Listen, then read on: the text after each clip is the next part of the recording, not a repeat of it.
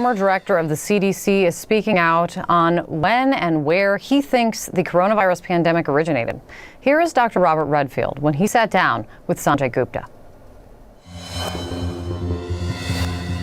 If I was to guess, this virus started transmitting somewhere in September, October in Wuhan. September, October. That's my own view. It's an only opinion. I'm allowed to have opinions now. I am of the point of view that I still think the most likely etiology of this pathogen in Wuhan was from a laboratory, escaped. Other people don't believe that. That's fine. Science will eventually figure it out. It's not unusual for respiratory pathogens that are being worked on in a laboratory to infect a laboratory worker. It is also not unusual for that type of research to be occurring in Wuhan. The city is a widely known center for viral studies in China, including the Wuhan Institute of Virology, which has experimented extensively with bat coronaviruses. It is a remarkable conversation I feel like we're having here, because you are the former CDC director and you were the director at the time this was all happening.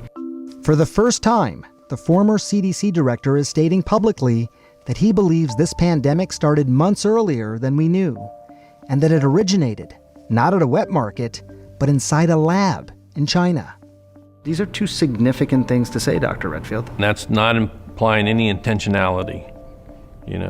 It's my opinion, right? But I am a virologist. I have spent my life in virology. I do not believe this somehow came from a bat to a human, and at that moment in time, the virus that came to the human became one of the most infectious viruses that we know in humanity for human-to-human transmission. Normally when a pathogen goes from a zoonotic to human, it takes a while for it to figure out how to become more and more efficient in human-to-human transmission.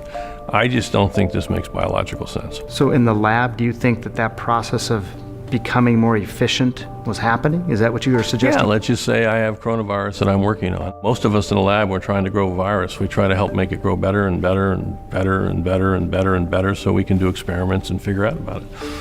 That's the way I put it together.